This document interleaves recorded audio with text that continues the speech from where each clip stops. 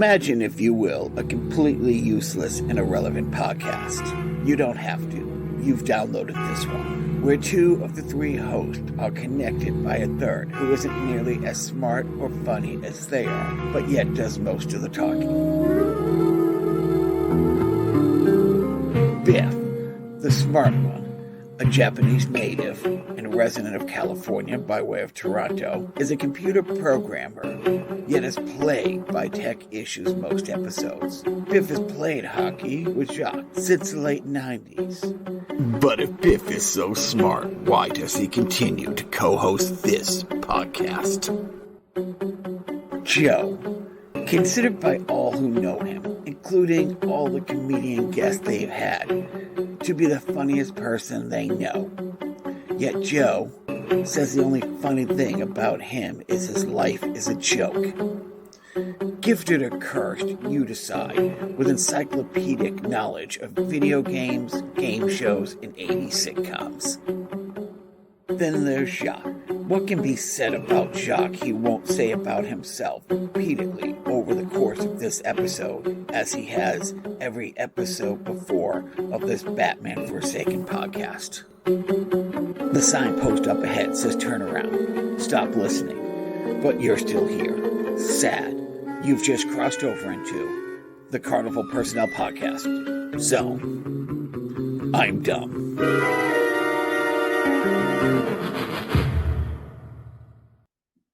Hey, Biff, why doesn't Santa have any kids of his own? I'm sorry, this is a Wendy's. All right, Wendy.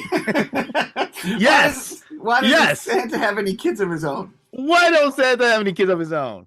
He only comes once a year. Okay.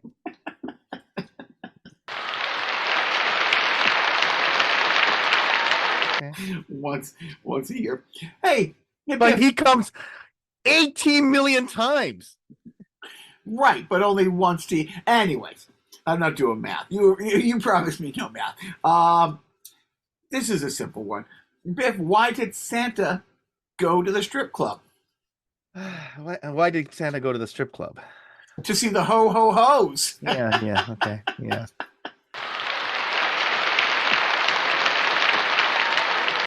You know what? Today is Christmas. And first of all, I gotta say, anybody listening to this on Christmas, why? just your saddest Christmas ever. Anyways, welcome to Carnival Personnel. This is Jacques. This is Biff. It's beginning to look a lot like Christmas. Thank you. Thank you so much. Everywhere. Thank you so much. Oh, you've been a great crowd. Hi, this is Joe. Hi. So see, that's how we're going to get started. Anyways, so it is Christmas. I hope everybody's having a great Christmas. Biff, how's your Christmas morning going? Oh, we opened up with some spiked eggnog and what are you talking about? You don't want to know and we're gonna go ahead to the Kentucky Fried Chicken for our traditional Christmas dinner. Nice. I'm still loving that. I love that you knew that, Joe. No, I knew it because Biff told us last year, and I have a memory. And you listen. A very long one. Enemies. Well, I have a pretty great memory. And I remember all the way back to last week's sideshow with Bill Fay. Yeah. That was fantastic. It is the one of the rare times where the actual conversation is probably relatively universally fascinating, right? I mean, all this inside stuff about movies and movie making. Yeah, it's just fantastic. And obviously he's such an engaging guy, right? So that certainly helps a lot. But certainly, yeah, what an amazing conversation that was. And it helps to have a guest that Jacques won't talk over. That's true. Somebody who he defers to in a conversation. It doesn't happen enough. No, and what's awesome is truly you could do an inside podcast on every movie he's done. You could do 10 on just The Hangover, and any one of the other projects that he has. And it was so much fun. And it also let me send that episode to a bunch of friends who I haven't maybe talked to, some in the industry and some in other really different industries, saying, "Hey, Bill just did this episode. Maybe you should do this episode." And the feedback has been great. And then a lot of the people who listened to it, wrote back saying, "Dude, that was just what you said, Biff. So amazing." And we didn't even touch on a bunch of the incredible stuff. Yeah. Bill came over to visit me in Qatar, and that alone is worthy of like 3 podcasts, because we met with the head financial minister of the country. Right. You were telling me about that. Yeah. Right, because all these moves. So we're there in 2014, and just a couple years before that, Mission Impossible was shot in Dubai, Star Wars was shot in Dubai, and they had some missteps trying to get into the film industry. Qatar did, and that's why we brought Bill over. Somebody approached me that, "Hey, we're trying to do movies. You've done a movie, or can you?" Right. And that's when Bill came over. It was fantastic. I set up some lectures at Carnegie Mellon and Cornell, which is interesting. If you look up, is it College City, University City, inside Doha? But over the last couple of years, we've had, Paul from the Food Network, like Roenick, some incredibly accomplished people, but Bill was just so fun and engaging. And maybe we have to wait for your celebrity friends to leave the business first. And then... So it is Christmas. Biff, do you watch? Yeah, I'm guessing I know the answer is no. Maybe you watch some classic NHL games played on Christmas. But Joe, how many Christmas show specials have you watched in the last week or two? A handful. I watched Christmas Vacation. I watched Scrooged. I saw a couple of the Rankin Bass cartoons, a Garfield Christmas from 1987. Don't sleep on it. It's a good special. It's really good. Who does the voice? Lorenzo Music. Okay. And David S. Lander plays Jim. His owner. Yeah, who's the owner's brother? Who's the owner? Who owns Garfield? Quick. Jim? I don't know. Is it? Well, Jim Davis is the... No, I see, right. Yeah, who is the... Oh, my God. Yeah, I don't remember. The tuffle of hair. Yeah. I'm seeing it. I picture the guy. The special. Yeah. You watched the special. Oh, man. I watched the special already.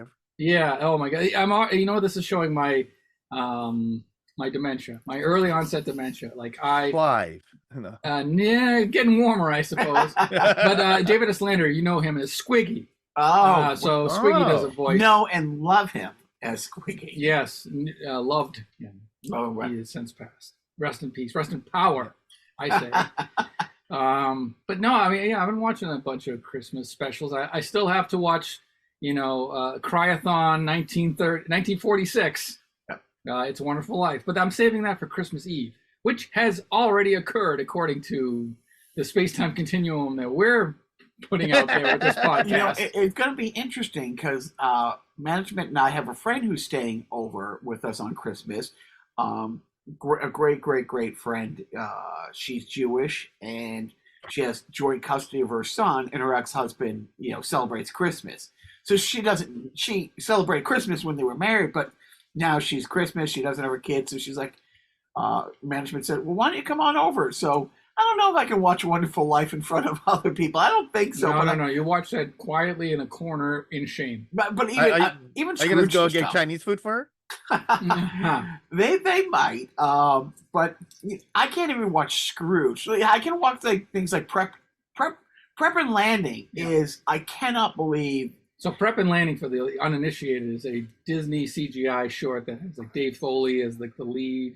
Elf. Two elves that are they're almost like a SEAL Team 6 for Santa. Okay. And they have to they're on a mission in a house or something. I forget. I'm foggy on the details because I haven't watched it 1,000 times. Well, It's called Prep for Landing, and so they go in first and get the house. Yeah, Prep and Landing.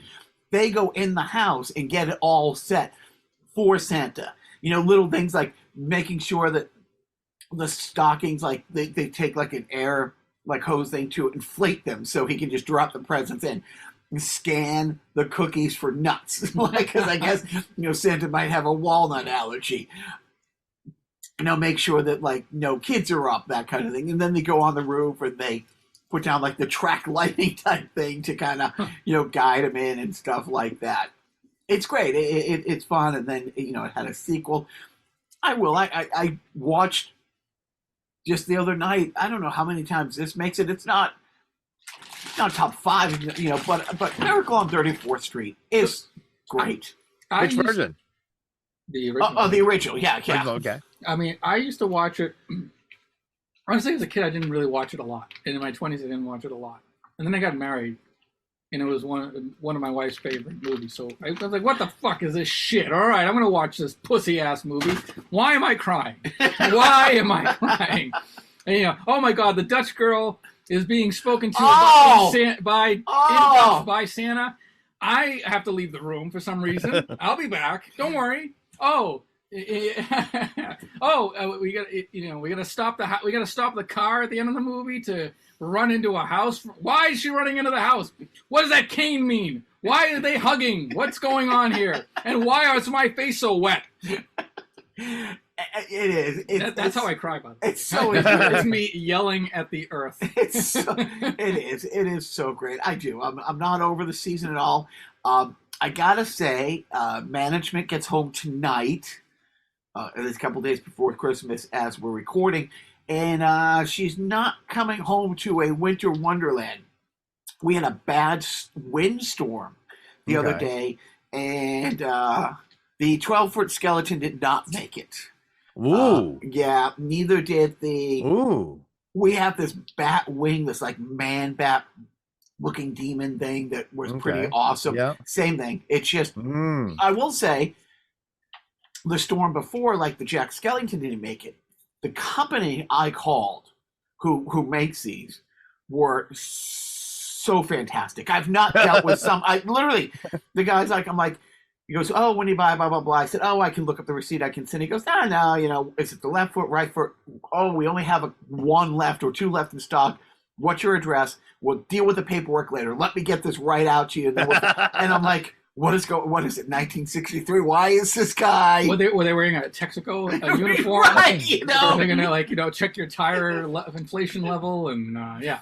It was. And so as Joe, rolled into the humble abode today, there's a giant little mesh unit for the Jack Skellington's laid out, the skeleton. I mean, it was like that scene from Gone with the Wind. Like all like the soldiers are just laid out, sprawled out on the battlefield. Yeah. I mean, they can all be repaired and they're all under warranty, so it's great. But I don't know how to tether them better than... So, it's a 12-foot skeleton. It has this large base. I put extra cinder blocks on the base. And when I went out there, that's how windy it was. So we haven't had snow yet, but we've had a couple really windstorms. If only you knew somebody that was an expert in aerodynamics. Like, if only there was like somebody that you could maybe, I don't know. I'm just talking out loud. Thinking out loud. Well, everybody talks out loud, stupid. That's why we have one of them placed, beside the tree, thinking, okay, well, the wind usually comes from this way to this way. This will, hedge our bets. Put it on this side first. But you know what? First world problem. But I'm really... So the other problem that we're having for Christmas, and this is something we talked with our boys about. Our boys are spoiled and entitled, and we don't have anything to give them for Christmas. Wait. Are you white? No. I'm kidding. The little one, he's getting a little overboard with making white privilege jokes.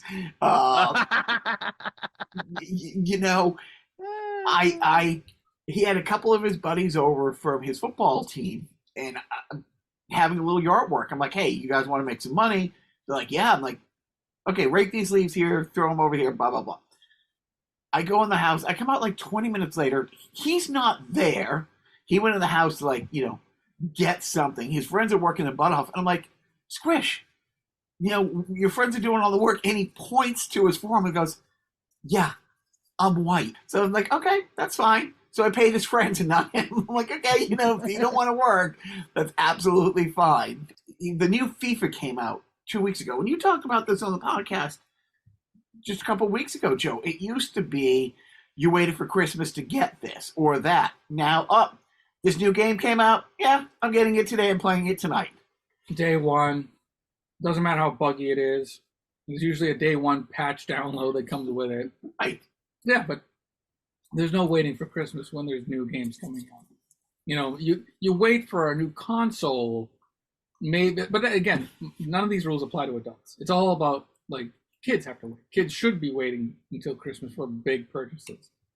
But, you know, if you have, slacker parents who cave at the first sign of inconvenience to their kids not getting what they want immediately, then yeah, you get these problems. Right. Well, but that's the thing. It's like the little guy doesn't really want anything. His whole life is football. He already has the 4 or 5 jerseys for his favorite players, you know, from different teams.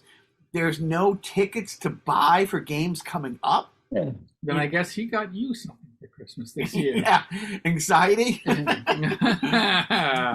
the older one, same thing. His birthday was in September, and he had we got him a gaming computer, but it took him a year to get it. You know, he was going to get it last Christmas. Didn't hit certain benchmarks to qualify him for the the retention bonus with the company, and time kind of slipped on by. So he didn't get last Christmas, so 9 months later, but that's his whole life. Like everything he already has, he's playing the same games he's been playing for a couple of years. He's not like, oh, this new game, that new game.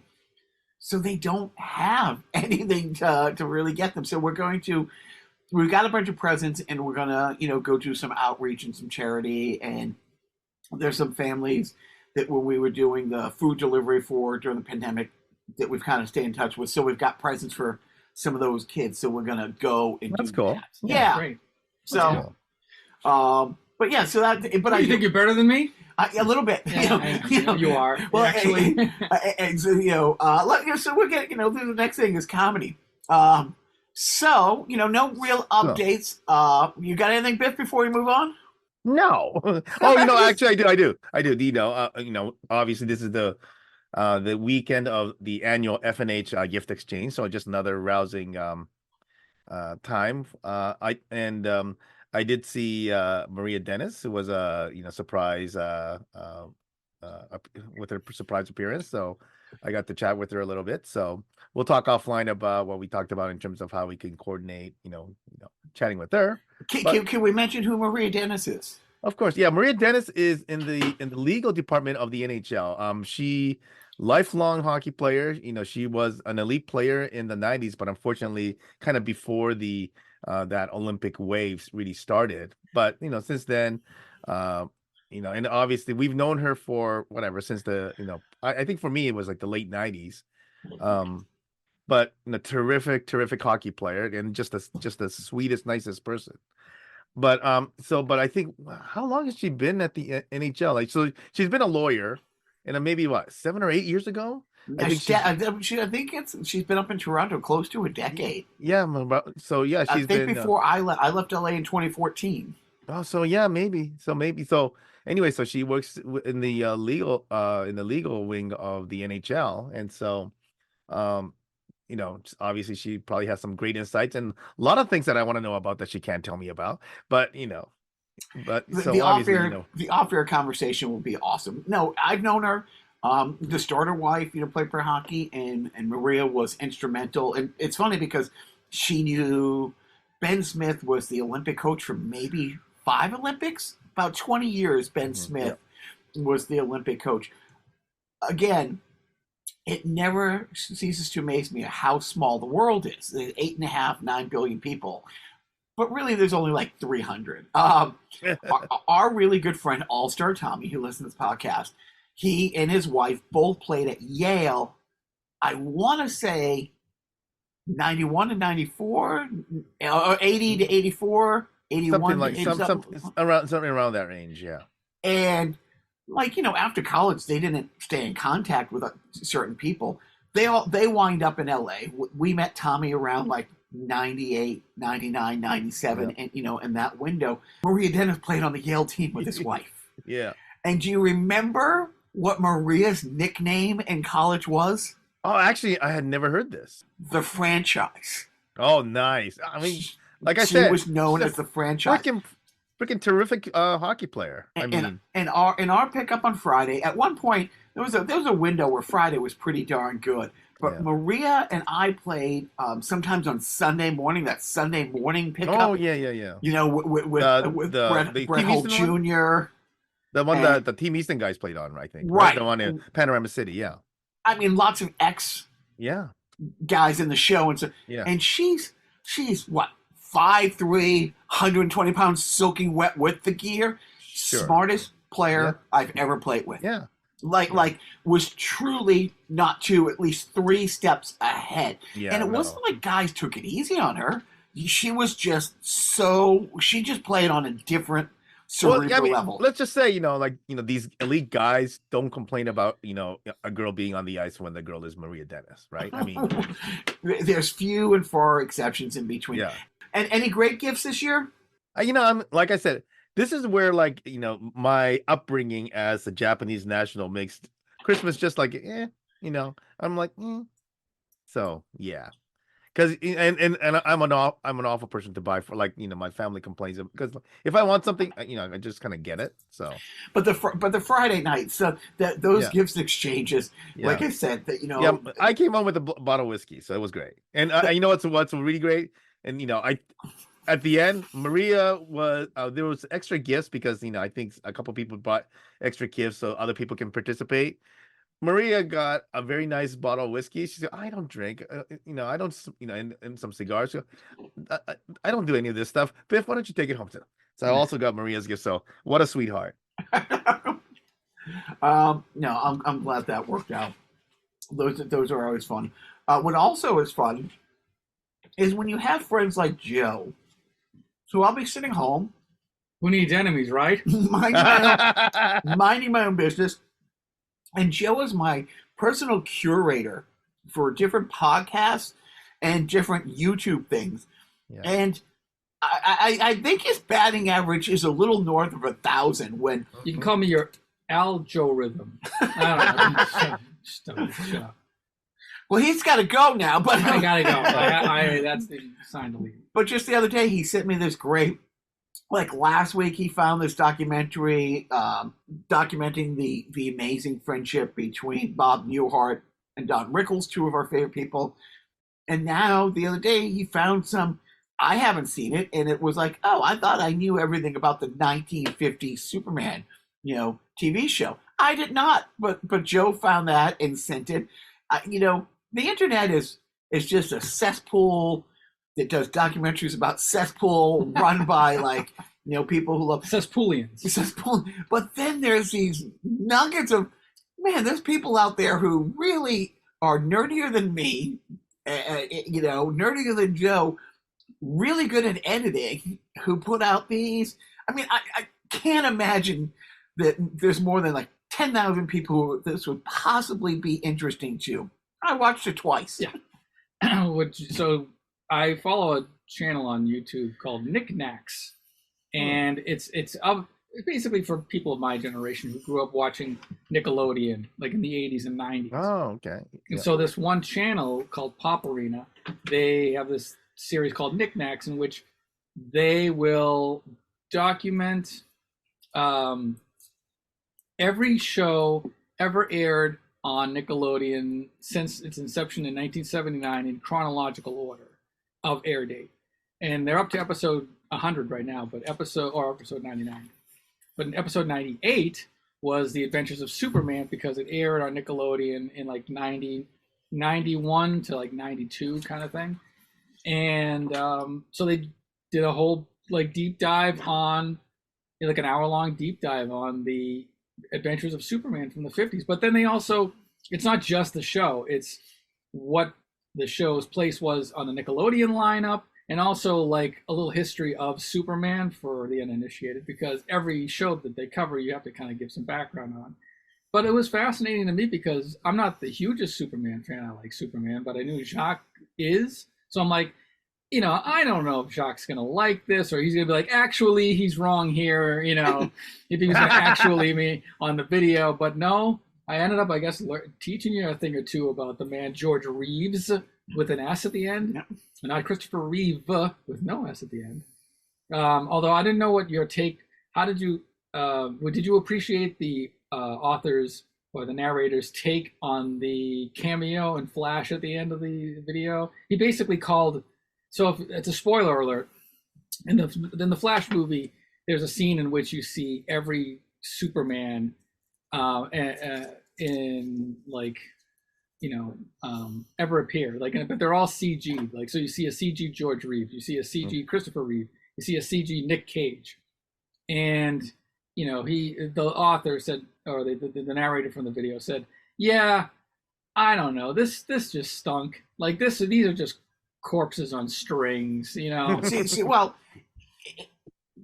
putting it in perspective, in the new Flash movie, it's one of those multiverse things where Flash breaks a rule about going back in time and trying to change something because the butterfly effect, and while going back in time, he went to the wrong timeline, and so he ends up with a different Batman. And there's a scene where he's running through time, and it wasn't just Superman, but you're seeing every iteration of Batman from Adam West through Chris Nolan's so I was fine with it because they were just showing these different possible timelines. And I think it would have been better if the CG didn't suck like really bad. Like, they look is it because it's a Nickelodeon thing? So it's like kind of a TV level budget? No, big budget Flash movie. They at the tie it into the Nickelodeon thing at the very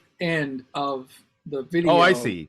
They referenced the new Flash movie that has a reference to the George Reeves from the black and white one. Yeah, but all those CG Superman, they looked waxy. Like, they did look like and not good wax museum. No, okay. Like it was bad. Like, it was like, yeah, we outsourced this to a third world country that just learned how to use computers, kind of thing. No, I loved it. It was a little Christmas gift. It's funny because those are the gifts I get from Joe, or if he knows I have a car ride coming up, it's like, oh, I listen to this podcast. You won't usually like it, but this episode is all about you. Tune in, you'll like this one. So that's really great. It's nice to do nice things for people, but here's a cautionary tale. I would have done this not because it's Christmas. A few weeks ago, somebody's car was stalled at a CVS, and I was like, oh, do you need a jump? I keep cables in my car. Here's a valuable lesson. It was at a Market Basket, and it is just a couple days before Christmas. So I'm even more like, hey, I'm going to wait for this space to open so I can park next to the guy. And he, I don't think he knew how to jump cars. And so I'm like, okay, well, red to red, positive. But his battery was on one side, mine's on the other. So I had to get in my car and push my mirror in so I could park right next to him. And my little guy and his friend are there. And I'm like, is the red for the positive? I said, it doesn't matter. If the red is positive, it has to be positive on there. Black, it's like, whatever it is, it has. And he's like, is it right? Yep. And I start the car, and he starts the car. And some weird, self-defrosting, and I can see it's smoking. And so I turned my car off. I had to go out the passenger side because and then this is the first time I'm talking to this gentleman side by side. Cautionary, always help. Never miss an opportunity to help somebody. It's the most selfish thing you can do. You feel good when you help them. You get greedy for it. You want to feel that feeling every day. I get it now. I'm ready for it to happen to me. It's not some Scrooge. didn't realize how high the Duke was. I mean, when I say, like, I might have been jumping an airplane because he was that high. And I think, I wasn't sure I was safe to drive home because of the content. Look, just standing next to him for 40 seconds, I could taste colors. Oh, okay. I thought you did the usual, well, I'm going to help this guy out. And so you had to make out first or something like that. And, that's how you got all of your, No, hey, $20 is $20. No, but seriously, it was, oh man. Like, and whose fault is it? It's mine. It's like, I should have not helped him. No, because he was high. You're going to send a guy who's high on the road. Like, fuck you, dude. I mean, you're basically saying, like, maybe you should have checked the work kind of a thing. Is that what you're saying?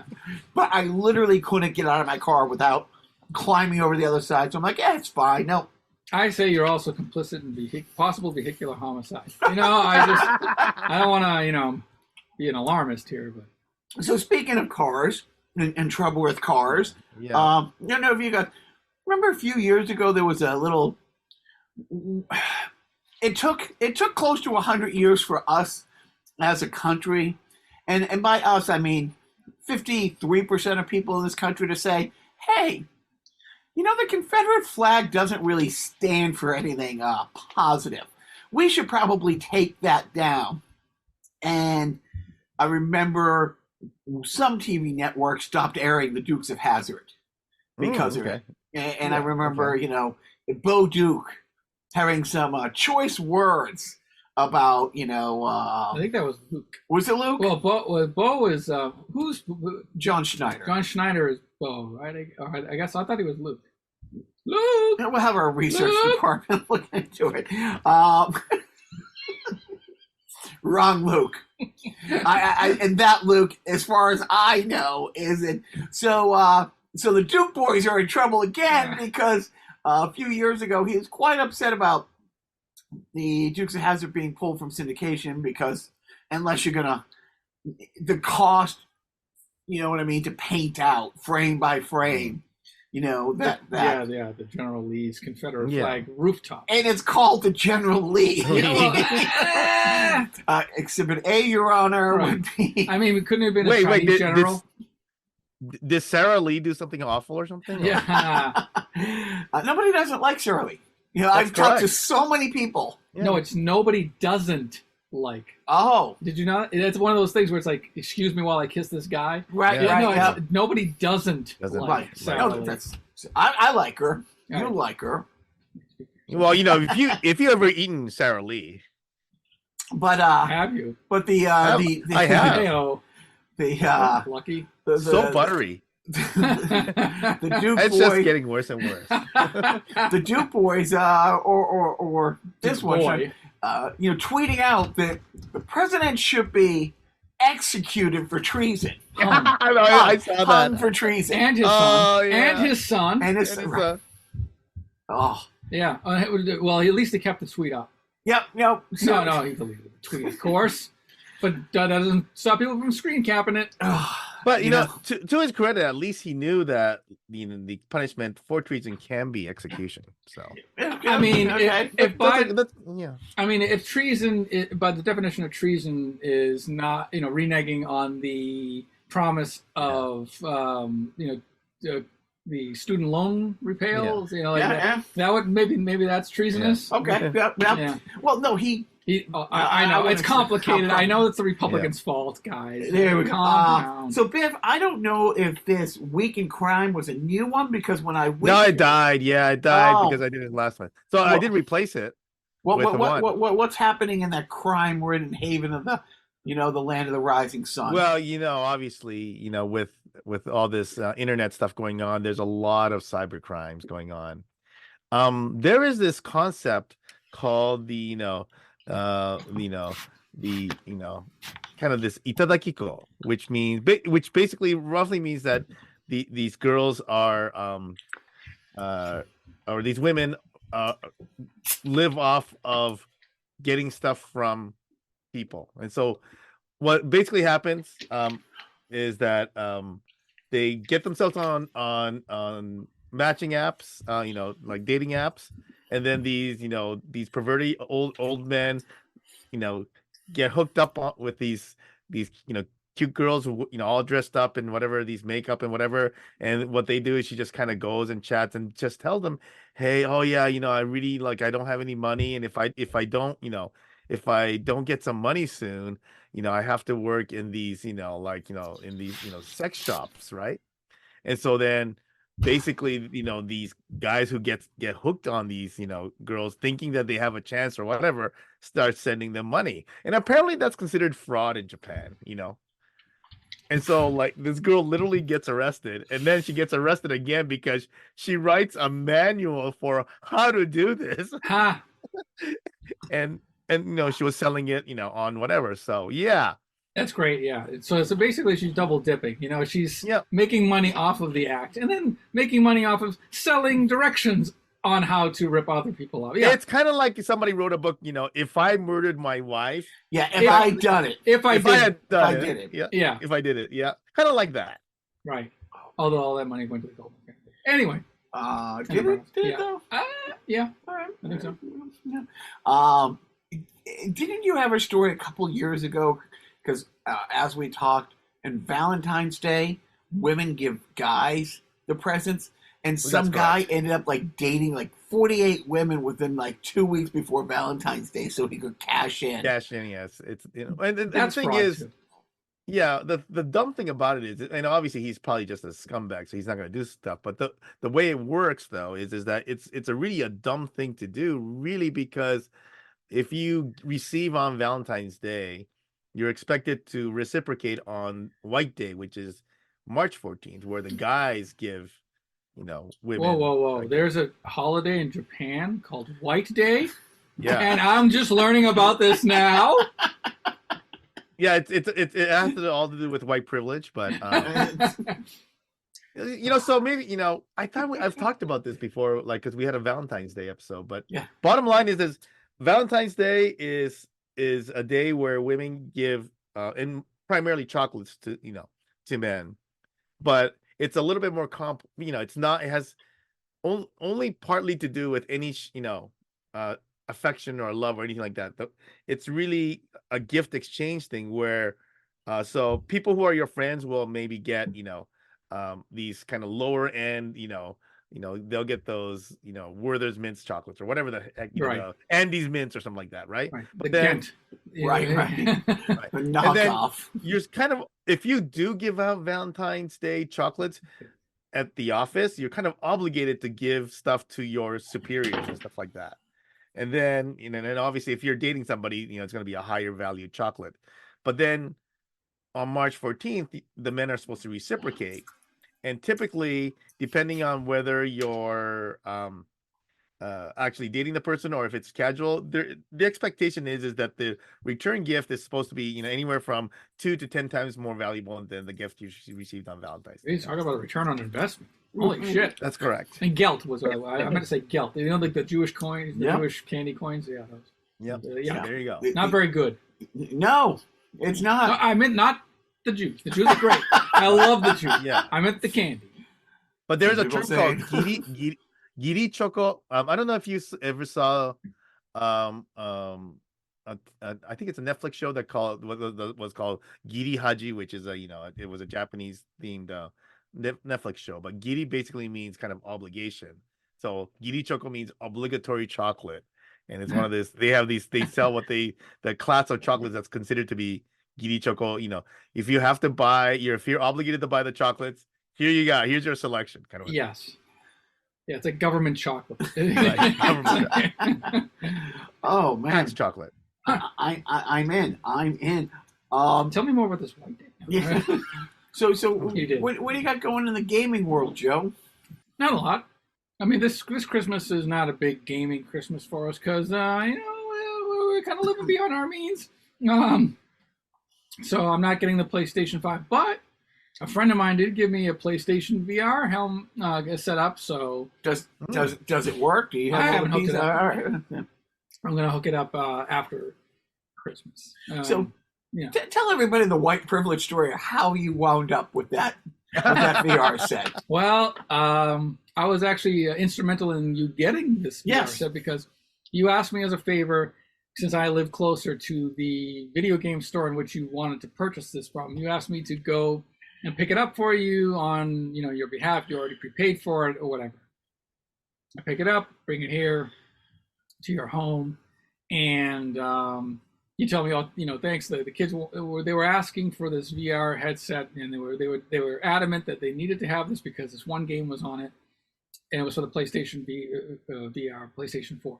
So they, a couple of weeks go by, and they go, "Hey, how's that VR thing?" Oh, we barely took it out of the box. Like they once his kids realized, oh no, we meant the other VR headset, the Oculus, that they already had. That they already had. So this is a couple Christmases ago. They want, and the Oculus is the new and the greatest and the latest. It's like, we want this one. We get them the Oculus. A week, 2 weeks, 3 weeks after Christmas, they used it for the first couple days. They're not using it at all. I mean, at all. And then that's when they were like, oh, well, we really want the PlayStation 1. It's half the price. Like, it's literally half the price of the Oculus. And Joe and I did a fundraiser for one of the clubs that the kids are in school. It was very successful, the retro video game thing. Saw it at the store that we partnered with. And I'm like, should I get this? You know what? No, I'm not getting it. I'm not getting it. And then about 2 days later, I was like, Joe, can you go get that? It's $100. I'll pay you when you come over. So he goes, he gets it. He paid me in pizza. and love. Yes. He brings it over. I'm like, oh, great. Give it to the boys. And it's a little convoluted how to set up. It's not like the Oculus. You just put it on and go. There's a lot of moving pieces. They got it. They played it. Too cumbersome. No, we're going to go back to the Oculus. Oh, that's the story. And that's when I started calling the different fire stations to find out what is the drop-off age. What is the cutoff age that you can just drop children off, no questions asked. Oh, my goodness. So a year or so later, management is out of town. I can really get some cleaning done, and by cleaning done, throw shit out. Yes, TSO. Hey, like in 3 years from now, hey, whatever happened to this thing? I don't know. It must have been robbed. That's actually that's going to be my one of my weekend projects for the next 2 weekends when I have some extra time. Is I'm putting a bunch of just garbage on eBay. So. Nice. Yeah, and so I can liquidate a lot of product. And so I come across this, I'm like, oh, fuck, I still have, Joe might want it. So, in a twist of fate, Joe came over last week, and now he's the proud owner of it. Yes, thank you. So I'm going to see, before I leave, so for those of you who don't know, I'm actually visiting Jacques at his home today. We're recording in his basement. And I am going to ask if he has any VR games because I got to get, they got to get games with the VR. I can't just play the thing without the games. So I don't know. I didn't know if you. Yeah, we can look. All right. I don't know. I literally don't. I didn't know. I just didn't. Because that's the thing about the Oculus. It's all you buy in the game. There's no cartridges. Yeah, with the PlayStation thing, you had to buy. I had to buy a camera because it relies on the motion. The controllers rely on the camera, so it's a whole thing. But as Joe came over, I was setting up a game system that, then Joe's helping me set up. What am I going to be playing later on, Joe? I can't believe you got your hands on the system. It's the hottest thing. It's nobody can find them. It's literally I don't think anybody sells them anymore. They're that hot. The Atari 2600, and it's a game that I brought over from my collection that I'm surprised he didn't have in his collection. Missile Command. That we talked about recently, and you mentioned Missile Command, and I said, I think I have Missile Command Elbow because you would sit there and play. No, so that's that's what will be keeping me warm. I was playing a little Missile Command. Actually, back to gaming news. To wrap up gaming news, I cracked open Atari 50. That new anniversary collection with the history of Atari games. I reopened that game because what's great is that they've added more games to their library. So like if you have it and you are connected to the internet, like most people are, Right. it'll like automatically download an update. Oh. And that's like it had like 8 more games, you know. So it's like cool. They're actually this company that put this together. They're called Digital Eclipse. They're just like video game nerds that like, and they're curators of video game history, and they're all about preservation. And I'm glad that they're like way into the support of like preserving the history of old video games and like making it available so that people can like play them on modern consoles. Right. You know, so and I was playing Missile Command last night on the Atari 50. So you know what?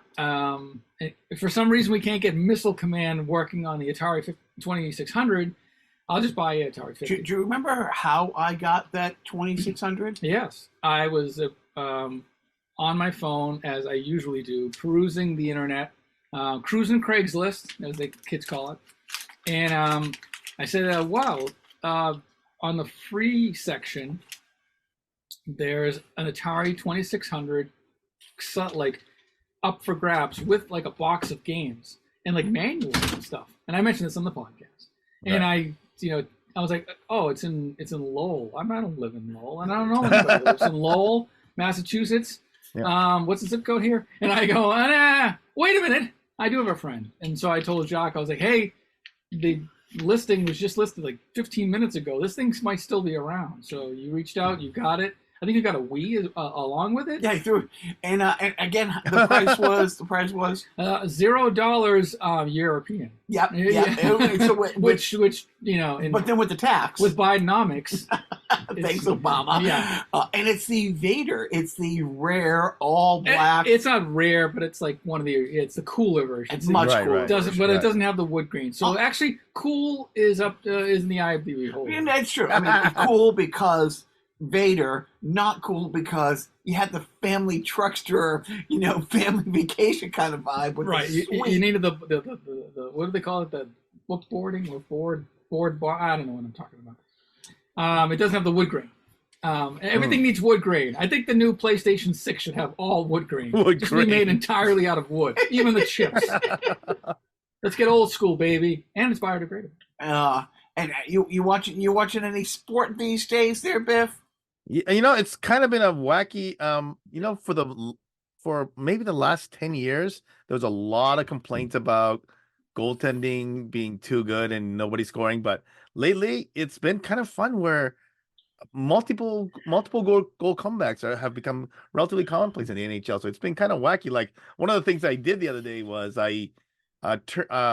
Toronto was losing to Columbus like 5-1.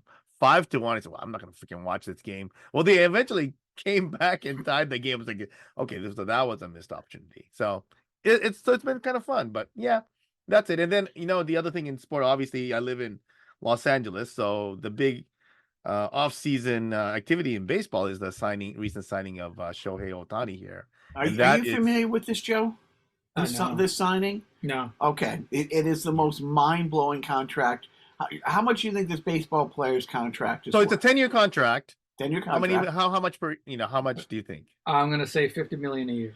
That's a pretty good guess. That's a pretty good guess. It's pretty good guess. So if you go back, the unthinkable A-Rod contract that the Texas Rangers had then signed, I think it was $250 million. It was 10 years, $250 million. Yeah. That was unthinkable. Yeah. Absolutely unthinkable. 10 years, $700 million. Wow. And here's the most fucked up thing. What little I know about baseball, worth it. Yeah. Well, there's several wackiness to this contract, right? First of all, 10 years, $70 million, lots of money, right? Is it a Bobby Bonilla style contract where? Yes. Oh, yes, kind of.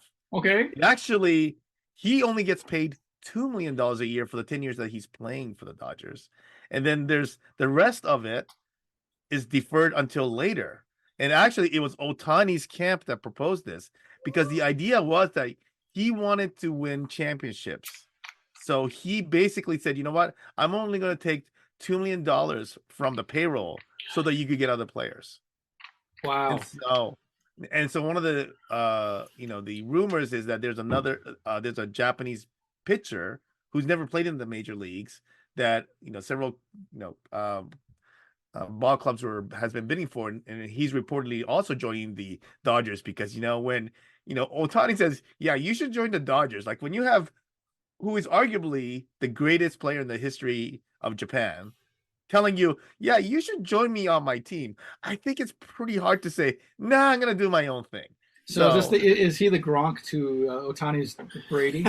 Well, so this guy, best pitcher in baseball, right? For like a few I don't years. know if it's the best. I don't know if he's the best pitcher in baseball, but he's one of those guys. Ohtani's one of the best pitchers in baseball. He is one of the top pitchers when he can pitch. One of the best, hitters in baseball. Yeah. When's the last time you've had a pitcher who's batting above 200? Yeah. Let alone a guy like this. I mean, basically, his comparable is Babe Ruth. That's his comparable. But there are people who argue that he's like the greatest player in the history of baseball already, and he hasn't won anything. So well, I we won't go down the rabbit hole too much. I am hard pressed to say anybody who played before full integration. Sure, yeah. Really, it's hard to look. I'm not taking anything away from Ted Williams, and I know it's sacrilege in Boston to say that. He never faced Satchel Paige in his prime. He never played against some of the best players. So, they're some of the greatest white players of all time. But and I don't mean when Jackie Robinson broke the color barrier, but it was like 10 years after when it was true integration that's when baseball and really then 10 years later the Red Sox. And then 10 years later it's true. It's true. Yeah. They were the Boston, well-deserved racist reputation. On one hand, Bruins first black player. Yep. The Celtics first black player, first black starting lineup for like all five starting lineup, first coach, first general manager, first president. Every Red Sox, the last team to integrate, and they had to be forced to integrate. Yeah, that's why Yawkey Way is no longer Yawkey Way. Yeah, because the Yankees were racist. Yeah, unabashed racist. Yeah. So no, but when I heard $700 million for 10 years, it's like, But think about it. Thanks to Bidenomics, that $70 million isn't going to be worth as much 10 years from now as it is today. It's other funny things that have come out of it is that he could now he's escaping the high California taxes because he doesn't have to pay taxes on $70 million for the first 10 years. Yeah, of course he's probably going to take that money to Japan where the taxes are probably even higher than California, but still, or California, or maybe not. So breaking the fourth wall, we're eating Hershey's Kisses, and a lot of them. And I was going to pour them in this white bowl that Jacques supplied. He goes, no, I'm going to use that for the wrappers. I'm like, all right. So I just pour them on the table, and we're eating them. And every now and then I see him like flicking something to like a paper bag onto the side of the table. And I'm like, what's he doing? Oh yeah, he's not using the bowl for the wrappers that right here on the table. You can edit this part out. No, it's all staying in. So my only sports, again, last year I had to get caught up on football, soccer. Right. Thanks to Ted Lasso and Welcome to Wrexham. I know a lot of the rules, but once my little guy fell down the rabbit hole, now I'm pretty versed at like how European soccer works. And it is convoluted because I won't get into it, but now I'm also trying to figure out how swim meets work because my oldest kid, again, theater kid, not a sports kid, played high school football. Now he's on a high school swim team. And I don't understand how the scoring works because they're scoring? They're scoring. Yeah. Because it's a team event. I thought it was like drowned, not drowned. Like it was like, all right.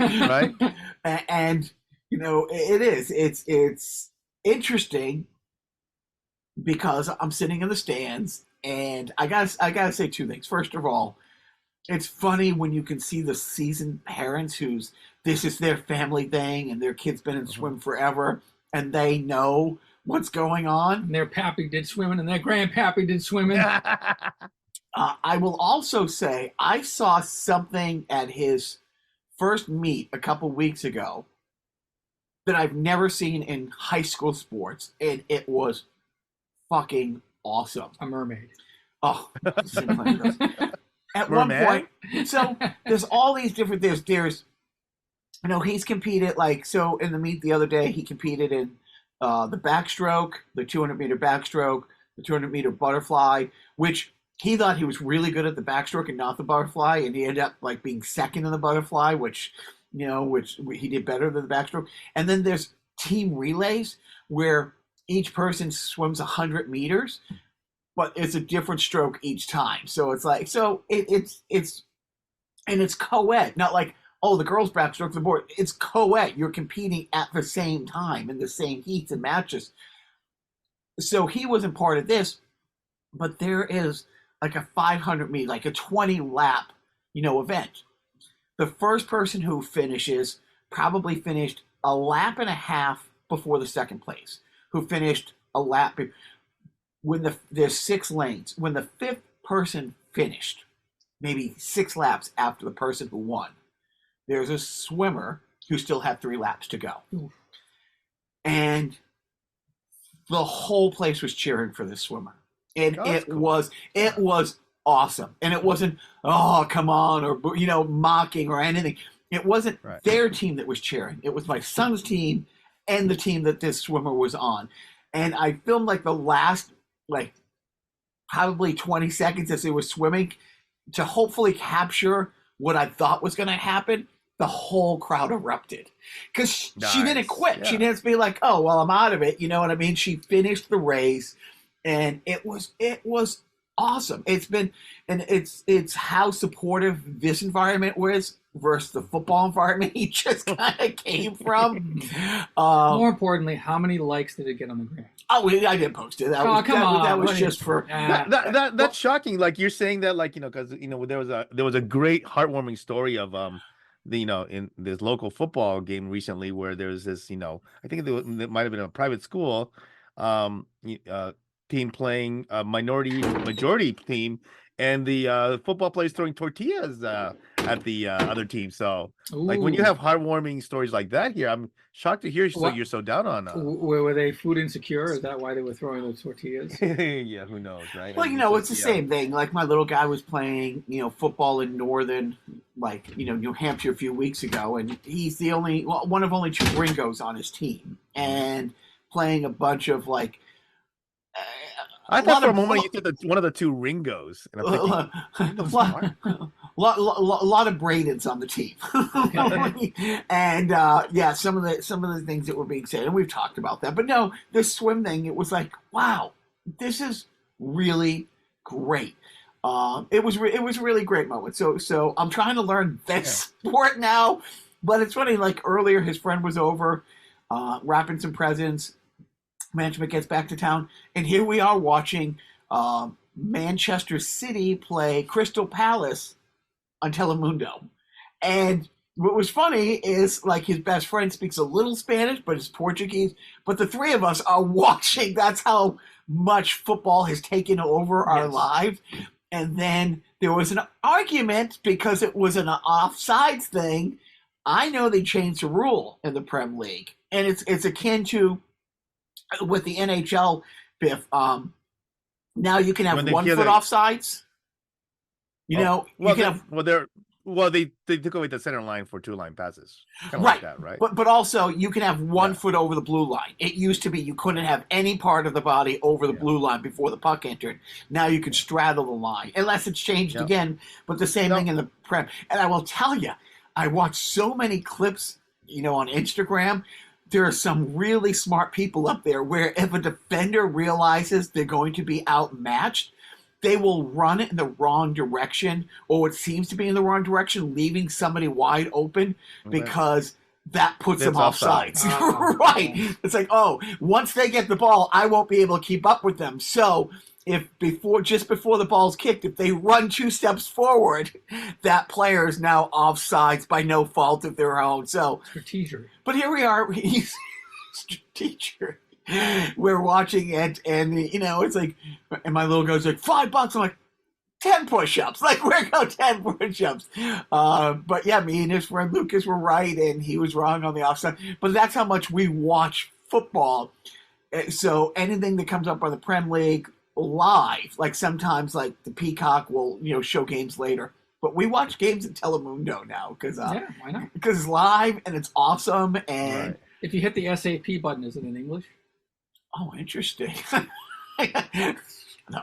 No. What was interesting is when they went to the call, it's like, call under review, and the chyron in the picture-in-picture was in English because they're using one feed. They're using, the feed that's coming out of there. The English announcers go. So, Go. it is great. The call, the passion. So this segues into what I'm watching. I finished watching the 4-episode on David Beckham. Biff, do you realize how great David Beckham is or was? And secondly, do you realize how shit the MLS was when he got here? Did you see the do you know the viral clip that came out of that documentary? Oh, when his wife is trying to say how poor, because he grew up poor. Right. Dad worked 6 to 7 days a week. Right. Dude, and he's pissed.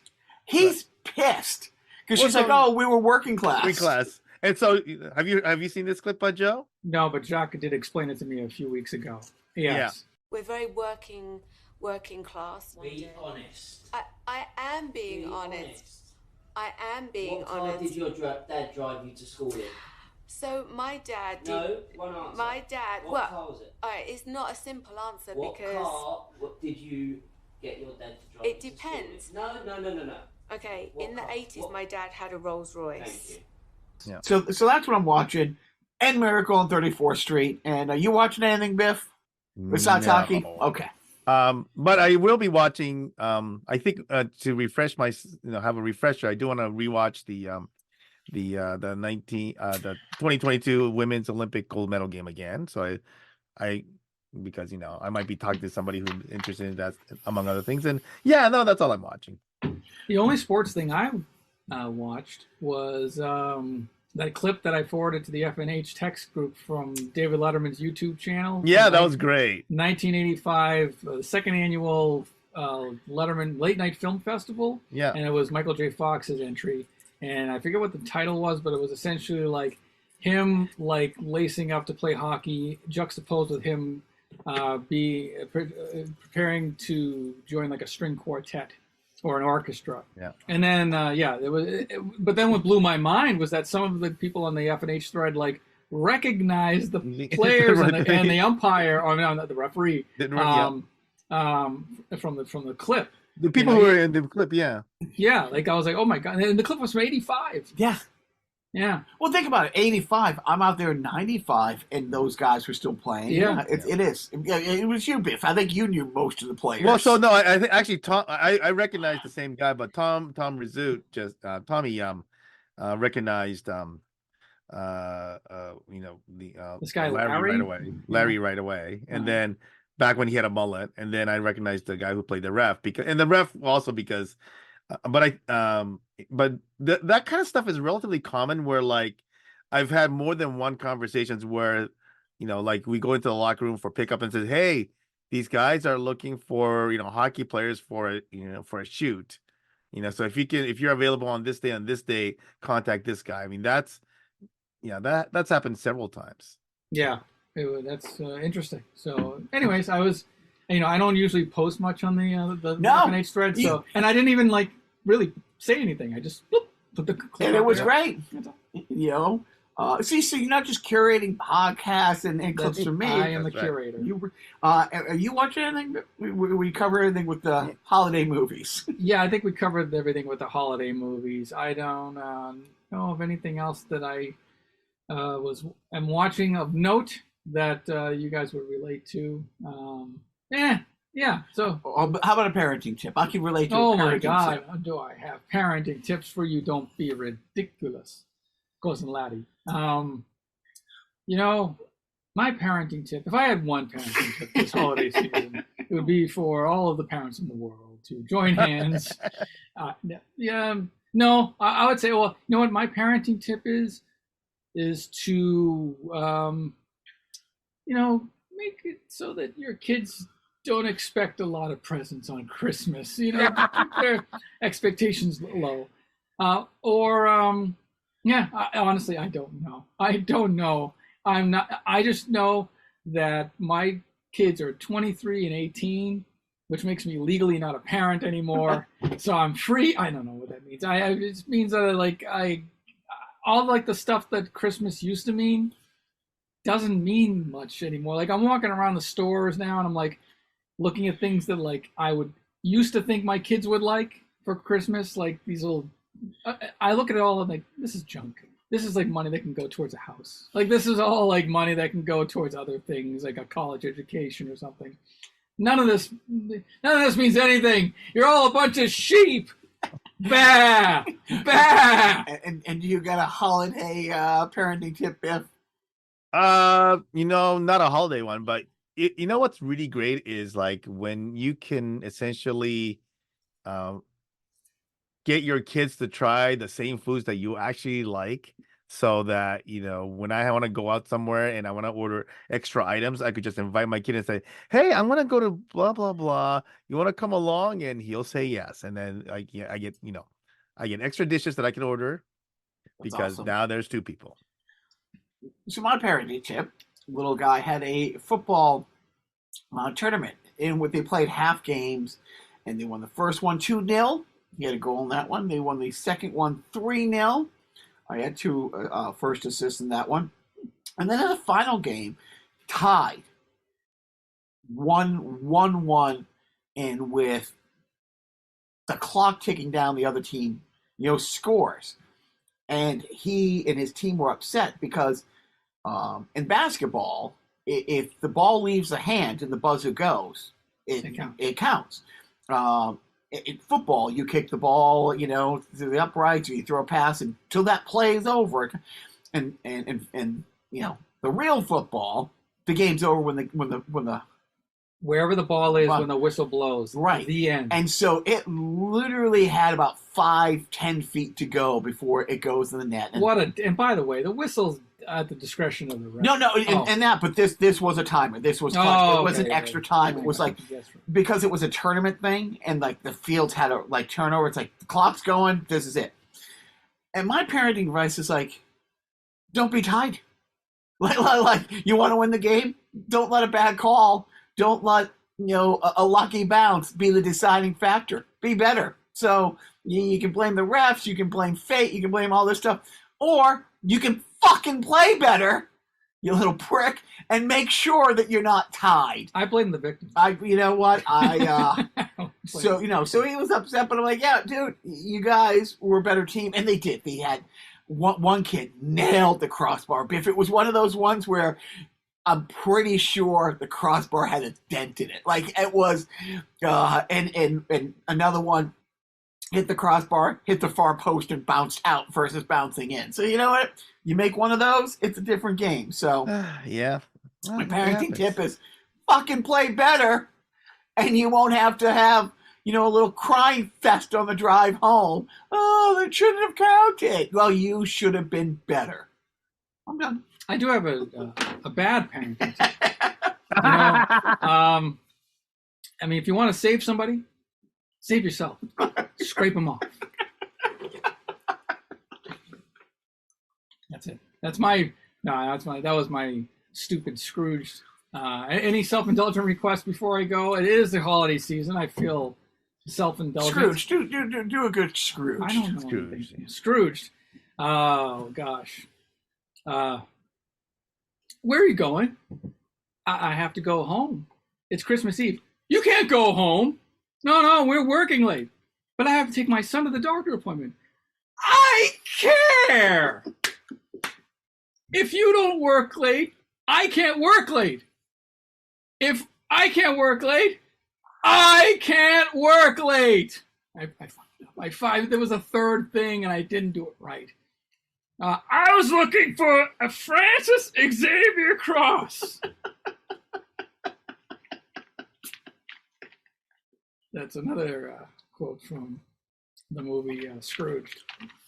What's another movie quote that I could do? You could do a Christmas song as Gilbert Gottfried or something like that too, right? Oh yeah. You could do it like Last Christmas as Gilbert Gottfried or something like that. And if anybody's playing the Wham, whatever that Wham game, they may get thrown off, but Yeah, if only I had the lyrics to such a. You know what? I was going to be done, but I'm going to pop back in here. Thank you. So we all agree. I think collectively as a society, we agreed that "So This Is Christmas" by John Lennon is an amazing song. Did anybody remember the cries in the streets for that to be covered by John Legend this year? And the answer is no. I was so happy when he redid "Baby It's Cold Outside" with nicer lyrics. Yeah. But that's not "So This Is Christmas" by John Lennon. There are a few songs that you don't have to cover. Nobody needs your fucking take on it. Also, having a Wonderful Christmas Time by Paul McCartney. That should have never been recorded. that is an awful song. And yet, oh my God. And yet, when I ask our listening device, play Christmas songs, that routinely comes up. Somebody covered that this year. Oh Somebody decided, that I think if they're gonna do it, it needs to be like a death metal cover, and that's about the only acceptable cover that you can have. You know who would have loved to have covered that song? Jimmy Fallon. Jimmy fucking Fallon would so cover that song. I saw Jimmy Fallon on Jimmy Kimmel last week. He was he put out a Christmas album with like Meghan Trainor, and they're like doing like duets and stuff.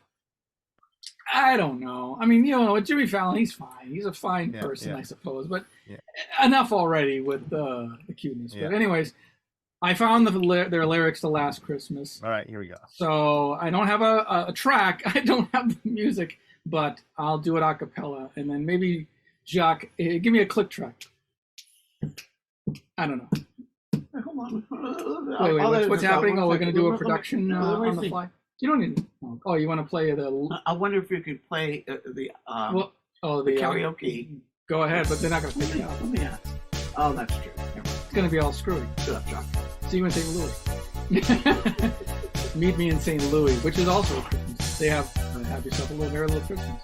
All right, here we go. Imagine that there's music. Last Christmas, I gave you my heart, but the very next day, you gave it away. This year, to save me from tears, I'll give it to someone special. Once bitten and twice shy, I keep my distance, but you still catch my eye. Tell me, baby, do you recognize me? Well, it's been a year. It doesn't surprise. I'm gonna have a heart attack from that surprise. Happy Christmas. I wrapped it up and sent it with a note saying I love you. I meant it. Now I know what up, you fool! But you kissed me now, and I know you fool me again. Last Christmas, I gave you my heart, but the very next day, you gave it away. He had a hat this year to save me from fear. I'll give it to someone special. Merry Christmas, everybody. Oh my God. Happy New Year. That was epic. Oh my God. Now I know how he died. It was from that voice. No. God bless you. I so miss it, Gilbert Gottfried. I've been listening to the Christmas episodes of the Gilbert Gottfried podcast with Mario Cantone as the guest. They are classics. He was like an annual Christmas guest on the podcast. He would, and Mario Cantone, talk about self-indulgent theater. That guy would go on. He would do like Judy Garland impressions and Betty Davis impressions, and the two of them back and forth would do like duets of impressions. Fucking phenomenal. That's kind of where I was inspired to do the shitty impression songs on this podcast. So you can blame them for that. No, that was fantastic. I know. I would give it a listen if you have absolutely nothing else to do this holiday season. check out the Gilbert Gottfried podcast with Mario Cantone. And I think there's like a YouTube video where like they have all of them put together or a playlist. It's out there. And Mario Cantone from Stoneham, Massachusetts, Stoneham's own. Oh, interesting. So Happy New Year, Biff. Happy New Year. Merry Christmas, you old building and loan, you. And Merry Christmas, Jacques. I love you. I love you, Biff. I love Lamp. And don't forget,